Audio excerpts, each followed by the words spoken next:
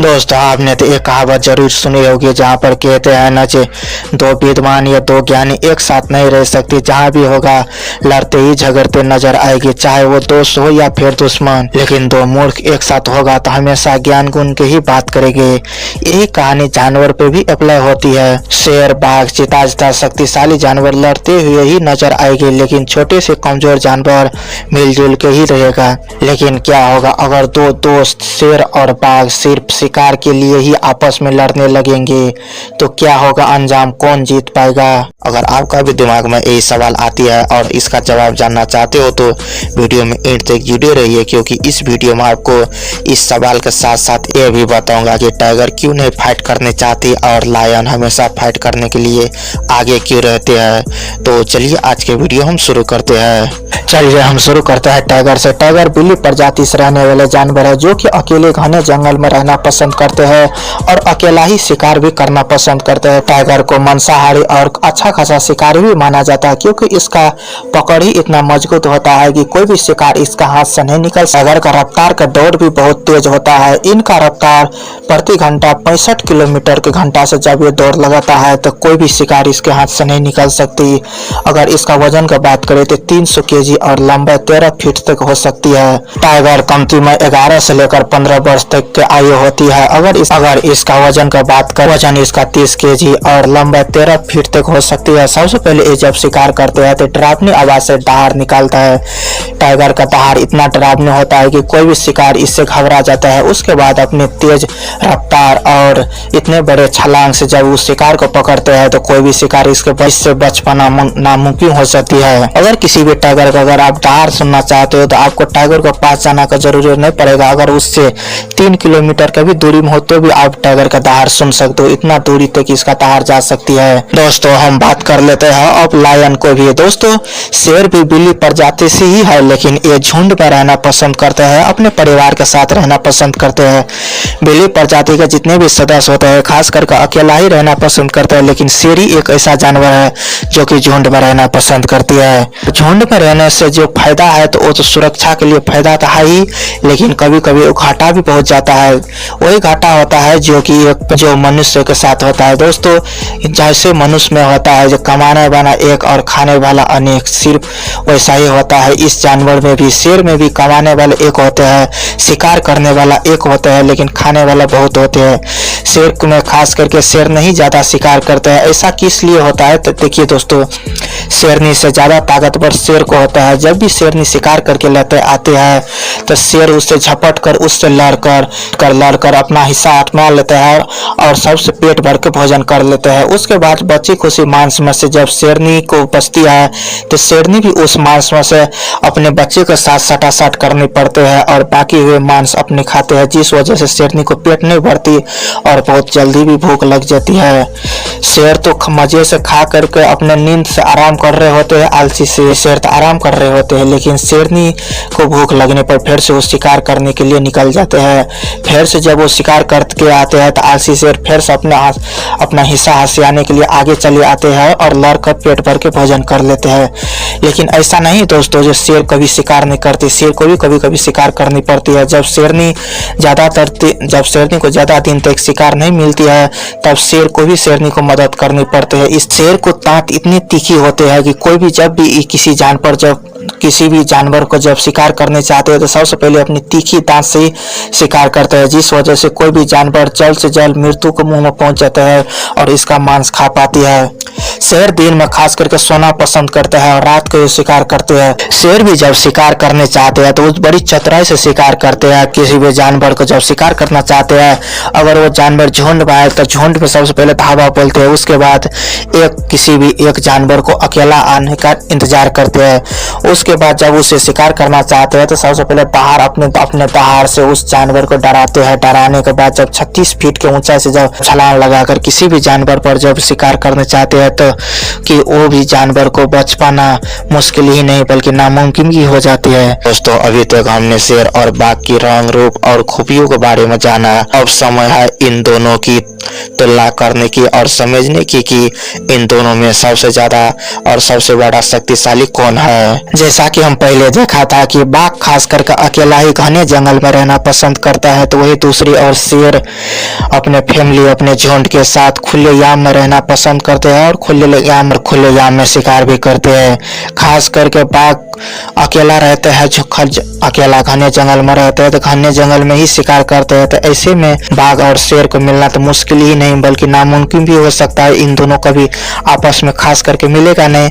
अगर मिलेगा भी तो दोस्तों खास करके शेर आपको सोया हुआ ही नजर आएगा, क्योंकि इसमें हम पहले देखा था कि खास शेर से ज्यादा शिकार शेर नहीं करती है। और हमने ये भी देखा था कि बाघ हमेशा अकेला रहते हैं तो शेर झुंड में रहते हैं।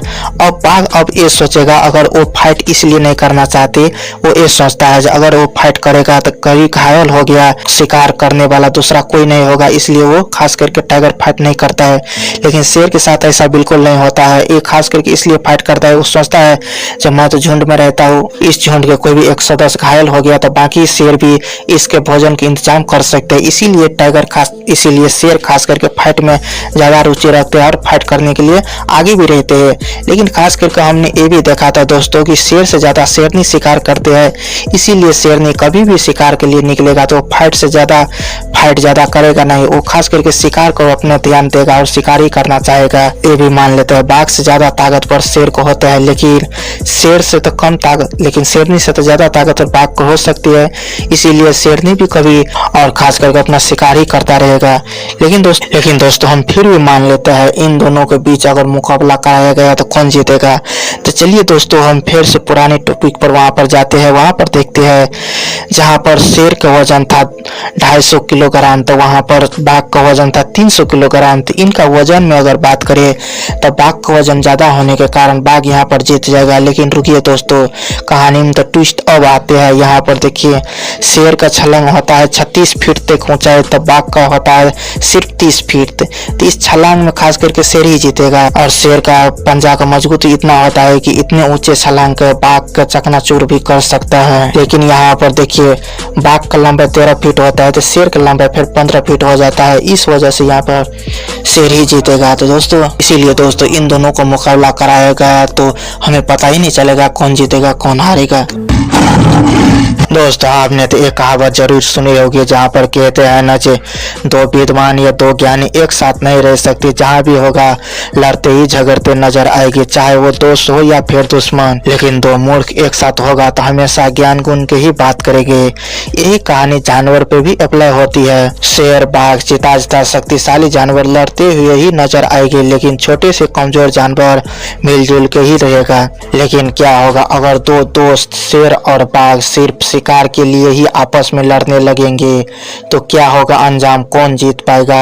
अगर आपका भी दिमाग में यही सवाल आती है और इसका जवाब जानना चाहते हो तो वीडियो में एंड तक जुड़े रहिए, क्योंकि इस वीडियो में आपको इस सवाल के साथ साथ ये भी बताऊंगा कि टाइगर क्यों नहीं फाइट करने चाहती और लायन हमेशा फाइट करने के लिए आगे क्यों रहते हैं। तो चलिए आज के वीडियो हम शुरू करते हैं। चलिए हम शुरू करते हैं टाइगर से। टाइगर बिल्ली प्रजाति से रहने वाले जानवर है जो कि अकेले घने जंगल में रहना पसंद करते हैं और अकेला ही शिकार भी करना पसंद करते हैं। टाइगर को मांसाहारी और अच्छा खासा शिकारी भी माना जाता है, क्योंकि इसका पकड़ ही इतना मजबूत होता है कि कोई भी शिकार इसका हाथ से नहीं निकल। टाइगर का रफ्तार का दौड़ भी बहुत तेज होता है। इनका रफ्तार प्रति घंटा 65 किलोमीटर के घंटा से जब ये दौड़ लगाता है तो कोई भी शिकार इसके हाथ से नहीं निकल सकती।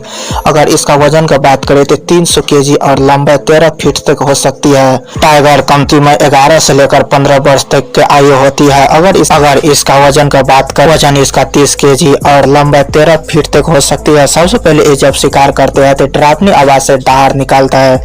टाइगर का दहाड़ इतना डरावनी होता है कि कोई भी शिकार इससे घबरा जाता है। उसके बाद अपने तेज रफ्तार और इतने बड़े छलांग से जब उस शिकार को पकड़ते हैं तो कोई भी शिकार इससे बच पाना नामुमकिन हो सकती है। अगर किसी भी टाइगर का अगर आप दहाड़ सुनना चाहते हो तो आपको टाइगर को पास जाना का जरूरत नहीं पड़ेगा। अगर उससे 3 किलोमीटर कभी दूरी में हो तो भी आप टाइगर का दहाड़ सुन सकते हो, इतना दूरी तक इसका दहाड़ जा सकती है। दोस्तों हम बात कर लेते हैं अब लायन को भी। दोस्तों शेर भी बिल्ली प्रजाति से ही है, लेकिन ये झुंड में रहना पसंद करते हैं, अपने परिवार के साथ रहना पसंद करते हैं। बिल्ली प्रजाति के जितने भी सदस्य होते हैं खास करके अकेला ही रहना पसंद करते हैं, लेकिन शेर ही एक ऐसा जानवर है जो कि झुंड में रहना पसंद करती है। झुंड में रहने से जो फायदा है तो वो तो सुरक्षा के लिए फायदा तो है ही, लेकिन कभी कभी वो घाटा भी पहुंच जाता है।